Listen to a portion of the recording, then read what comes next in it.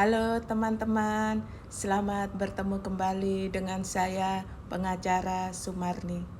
Kali ini saya akan membahas pertanyaan klien saya mengenai ahli waris dalam kandungan. Begini Bapak Ibu ya, ada klien saya itu yang bercerita bahwa saat ini ayahnya sudah meninggal 2 bulan yang lalu. Dan si klien ini memiliki 4 orang saudara kandung. Dan ibu si klien ini saat ini sedang hamil 5 bulan. Jadi si klien ini punya saudara kandung 4 orang, dan ibunya si klien ini sedang hamil 5 bulan.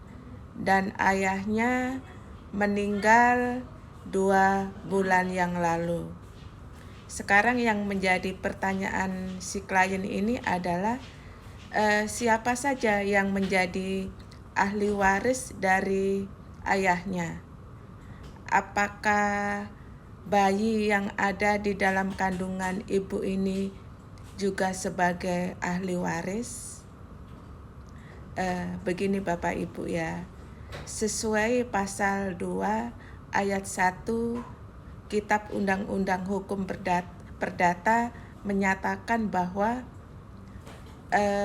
anak yang ada dalam kandungan si ibu, apabila si kepentingan menghendaki, maka anak tersebut dianggap telah dilahirkan.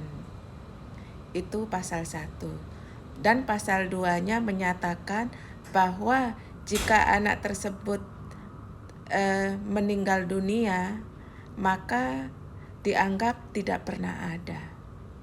Jadi dari pasal tersebut sudah jelas bahwa anak yang ada di dalam kandungan dianggap sebagai telah lahir apabila kepentingannya menghendaki. Dalam hal ini, kepentingan si bayi dalam kandungan adalah sebagai ahli waris dari ayahnya yang sudah meninggal. Jadi, bayi yang ada di dalam kandungan dianggap telah lahir apabila kepentingannya menghendaki. Dalam hal ini, ahli waris dari si ayah adalah seorang istri dan 5 orang anak. Jadi 4 orang anak yang sudah dilahirkan dan 1 orang anak yang ada di dalam kandungan. Begitu Bapak Ibu ya. Sesuai pasal 2 ayat 1 Kitab Undang-Undang Hukum Perdata menyatakan bahwa bayi yang ada di dalam kandungan ibunya dianggap telah lahir jika kepentingannya menghendaki. Dalam hal ini, kepentingannya si bayi dalam kandungan adalah sebagai ahli waris dari ayahnya yang sudah meninggal. Jadi, yang menjadi ahli waris dari ayah yang meninggal ini adalah istri bersama 4 orang anaknya yang sudah dilahirkan, ditambah 1 orang bayi yang ada dalam kandungan. Jadi 5 orang anak dan 1 orang istri. Jadi nanti